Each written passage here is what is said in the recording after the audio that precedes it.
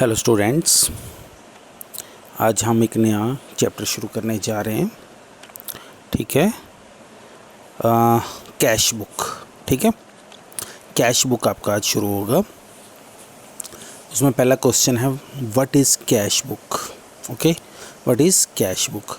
Cash book is a book of original entry. It records all transactions related to receipts and payments of cash. इसमें क्या क्या आपने recording करनी है, receipts and payments of account of cash and deposited in the in and withdrawn from a bank in a chronological order. chronological order होता है कि जो सीरियल वाइज आपका, अगर फर्स्ट डेट है उसके बाद सेकंड आनी चाहिए, थर्ड आनी चाहिए, ये नहीं कि बीच में 20 आ जाए। ठीक है, in the debit side of the cash book, the cash receipts and recorded in the cash column, while all deposits into cash account are recorded in the bank column. On the contrary, in the credit side of the cash book, all. फिर उसके बाद है, cash payments are recorded in the cash column, while all payments through checks are recorded in the bank column. Usually it is prepared on monthly basis. Cash book also serves the purpose of principal book, that is cash account and bank account. Okay, देखो बच्चों, आपको मैं सीधा simple तरीके से बताता हूँ। जैसे आपने जर्नल से लेजर में ट्रांसफ़र किया, वैसे अगर हम आपने डायरेक्ट अब बनाना है बिना जर्नल के। ठीक है, अब बिना जर्नल के जब आपने बनाना है ना, तो उसमें आपने देखना है, जब हम कैश अकाउंट बना रहे हैं और कैश जो होता है वो रियल अकाउंट होता है। Debit what comes in, credit what goes out. जो आपका कैश आया वो डेबिट में, जो कैश जा रहा है वो क्रेडिट में। ठीक है, बस उससे आपको फटाफट बन जाएगा। फिर उसके बाद आपके पास टाइप्स हैं। तो अच्छा, ये अभी आपको ऊपर बता रहा था कि जो आपकी जितनी भी रिसिप्ट्स होंगी, जितना भी पैसा आएगा वो डेबिट में आएगा। जैसे वो आपका फार्मूला बोलता है, debit what comes in, credit what goes out. ठीक है, तो क्रेडिट व्हाट गोज आउट, तो जो पेमेंट्स है वो क्रेडिट से होंगी। सिर्फ कैश की एंट्री यहाँ पे आएगी, क्रेडिट की एंट्री नहीं आएगी, क्योंकि ये कैश बुक बन रहा है। ठीक है, सिंगल कॉलम कैश बुक। अब देखिए आपके पास टाइप्स हैं इसकी। टाइप्स ऑफ कैश बुक क्या क्या है, single column, double column, triple column और पेटी कैश बुक। ये आपकी 4 टाइप्स हैं अभी आपके पास।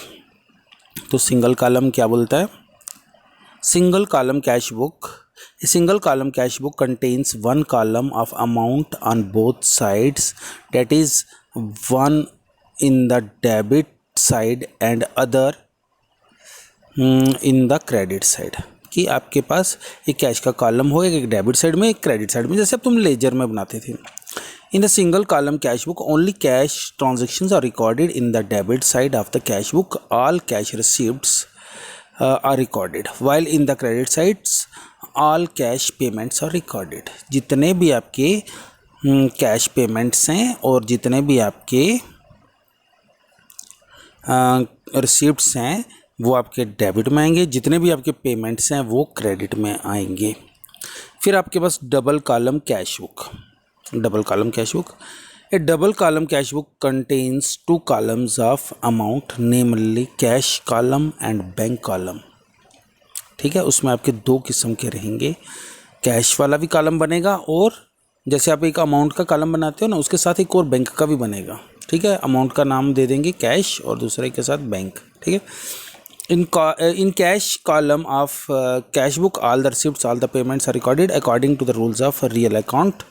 All the deposit either in cash or through checks into the bank of the business are debited in the bank column. ठीक है, जो भी आपके कैश के रिसिप्ट्स होंगे वो सारे आपके कैश अकाउंट में आ जाएंगे, और जो भी आपके बैंक के डिपॉजिट्स होंगे, चाहे आप खुद जमा कर रहे हो चाहे वो आप चेक जमा कर रहे हो, तो वो सारे कहाँ आएंगे, बैंक में। Debit side of bank column and all withdrawals cash and payments through cheques and credited in the bank column. ठीक है, जितनी भी पेमेंट्स होंगी वो आपकी बैंक कॉलम में हो जाएंगी।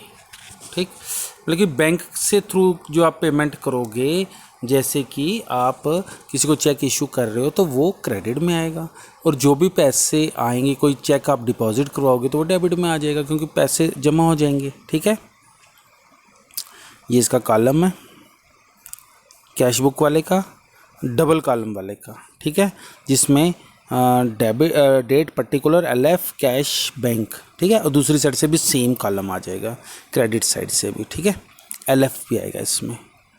फिर आ जाता है उसके बाद आपका triple column.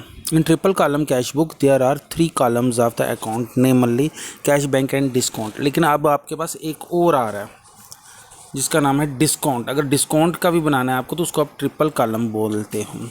Cash bank and discount. ठीक है, discount allowed and discount received are recorded in the discount column. तो उसमें आपको एक और बनाना पड़ेगा जिसका नाम है discount column. While in the debit side, discount allowed is recorded along with the receipt either in cash or through check, whereas in the credit side, discount received is recorded along with the payments made either in cash or by issuing checks. ठीक है, तो उसके बाद है पेटी cash book. Last वाला था आपका पेटी cash book. This book is used for recording payment of petty expenses.